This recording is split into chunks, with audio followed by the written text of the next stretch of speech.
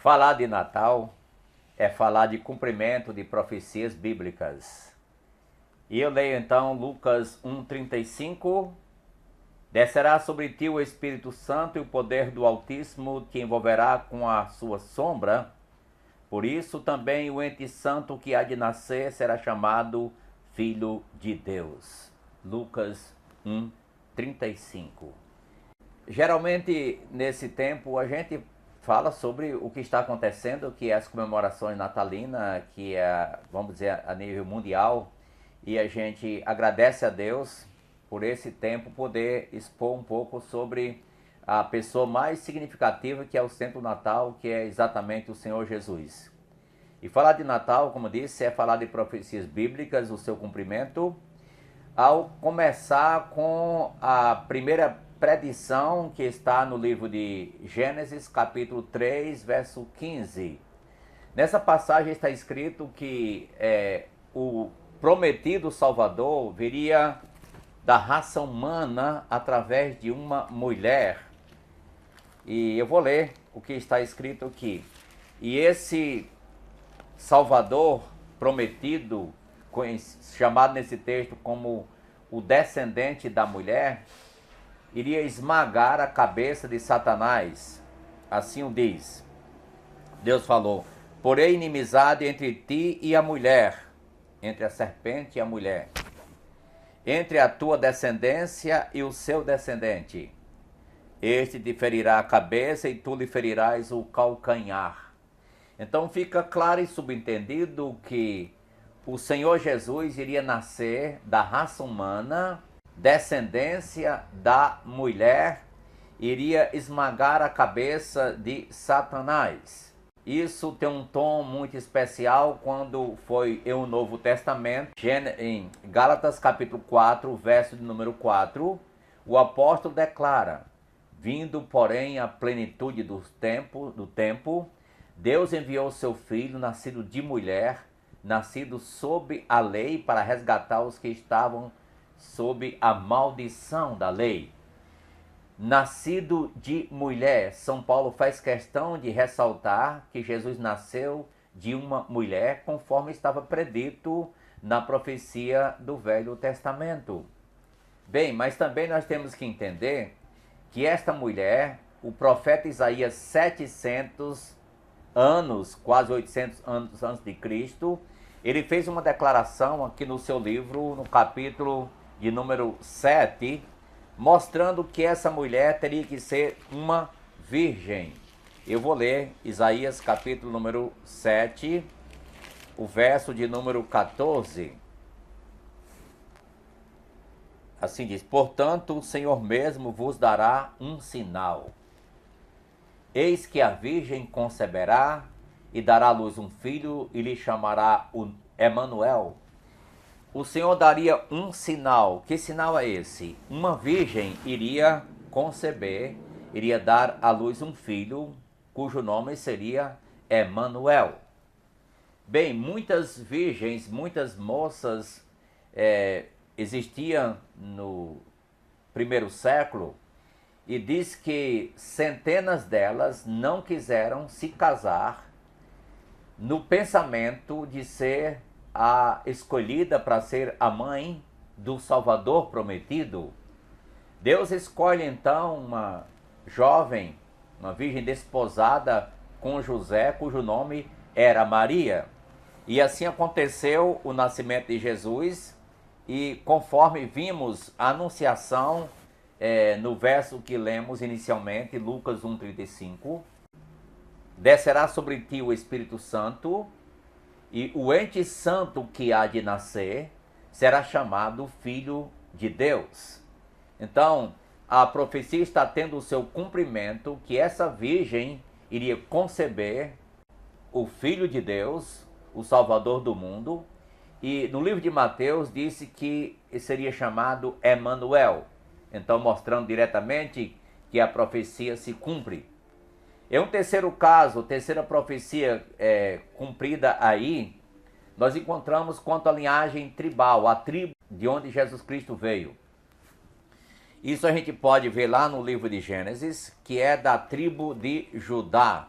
a profecia de Gênesis 49, verso de número 9, versos 9 e 10. Eu vou ler Jeremias 49, versos 9 e 10. Aqui Jacó estava abençoando os seus filhos. O princípio da bênção paterna está aqui. E no verso número 9, ele fala para Judá, e disse: Judá é leãozinho, da presa subiste, filho meu, encurva-se e deita-se como leão, e como leoa, quem o despertará? O cetro não se arredará de Judá, nem o bastão de entre seus pés, até que venha Siló, e a ele obedecerão os povos. Que profecia linda, maravilhosa. Judá é leãozinho, e Jesus viria da tribo de Judá. Eis a razão pela qual no Apocalipse capítulo 4 está escrito que, capítulo 5, desculpe, que o leão da tribo de Judá venceu para abrir o livro e os seus 7 selos. Jesus é o leão da tribo de Judá. E nós encontramos na genealogia de Mateus que Jesus tem o direito ao trono, da linhagem real. E ele então, ele é apresentado no Evangelho de São Mateus como o rei. Então a figura de um leão é que aparece como representante de Jesus, como sendo esse rei. Viria então da linhagem de Judá. O próprio Jesus, em seu ministério, quando estava falando com a mulher samaritana, ele declarou: a salvação vem dos judeus.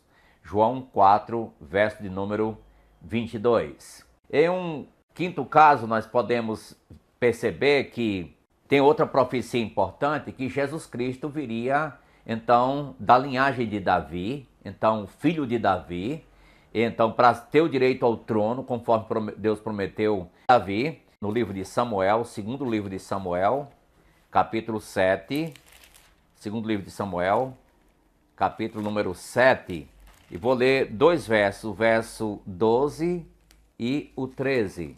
Quando teus dias se cumprirem e descansarem com teus pais, então farei levantar depois de ti o teu descendente, que procederá de ti, e estabelecerei o seu reino. Este edificará uma casa ao meu nome, e eu estabelecerei para sempre o trono do seu reino.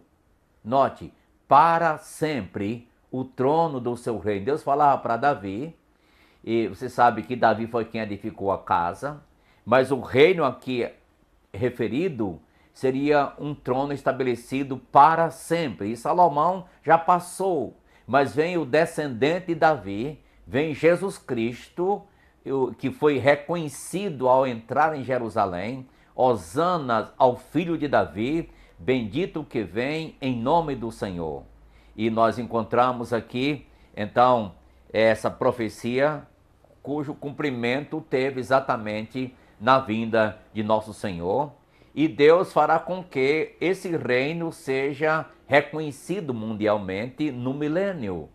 E será uma figura do reino eterno que adentrar-se-á toda a eternidade. Então, em um quinto caso, essa profecia com relação, em quarto caso, melhor dizendo, ao reinado eterno de Jesus Cristo. Mas também, por último, temos que lembrar que tem um lugar do nascimento. E o profeta Miqueias ecoa em capítulo 5, verso 2, apresentando onde Jesus Cristo nasceria. E tu, Belém, Efrata, não és a menor entre as principais de Judá, porque de ti sairá o guia que há de apacentar o meu povo Israel. A profecia que Jesus Cristo nasceria em Belém, e é Belém da Judéia. O que levou, então, a haver um decreto da parte de César Augusto, e todos iriam alistar-se sua própria cidade, e José foi com Maria para a cidade de Belém, por ser ele da casa e linhagem de Davi. Tanto José como Maria eram da linhagem de Davi, eles eram primos de primeiro grau e eles se casaram e Jesus Cristo então tem direito ao trono tanto do lado de José, da linhagem de José, isso é provado na genealogia, como na linhagem de Maria. Ele tem direito ao trono, é filho de Davi, assim reconhecido. Então nós podemos refletir sobre o Natal, que o nascimento de Jesus não é o nascimento de uma criança qualquer, é alguém significativo que vem a este mundo. E foi provado pelas profecias. As profecias se cumpriram. As profecias que não se cumpriram ainda terão o seu tempo, o seu espaço, é só uma questão de tempo.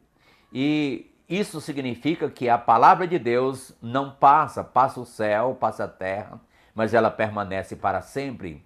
E tudo aquilo que Deus fala sobre a eternidade, sobre o céu, sobre o inferno, sobre a nossa vida com Ele, terá exatamente uma realidade futura, assim como é experimentado no presente por aqueles que nele creem.